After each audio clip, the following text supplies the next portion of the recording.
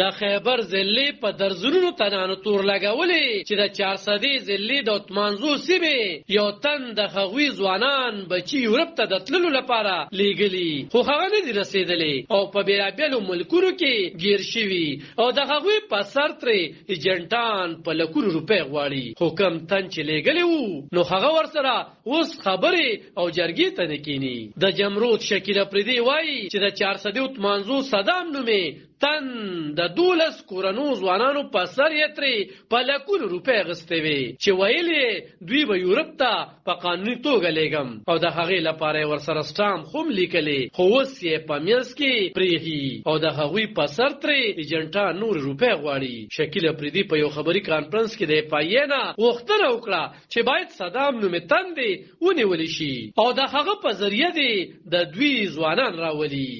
صدام ولدی جان علم دا مونږ لکانو څخه خبره کړې وه په HD پونچ په راسته لیبیا د لیبیا پورې خو لیګل طریقه باندې ښه صحیح تللی دي. تقریبا مونږ 15-14 کسان افریدي یو او داسې تقریبا 40-45 کسان ته بلچینا او ته 400 پورې کسان پکې میکس کسان دي. نو هغه هم دي خو فعلا دا مونږ 14-15 کسان افریدي یو. تر لیبیا پورې 2 کسان ورسول په ښه لیګل طریقه باندې او یاد ده چې موږ ته کله پته ولګېده کوم چې موږ سره اګریمنټ جوړ کړی و هغه سټامونه موږ سره شته دی، ثبوت هم شته ما سره.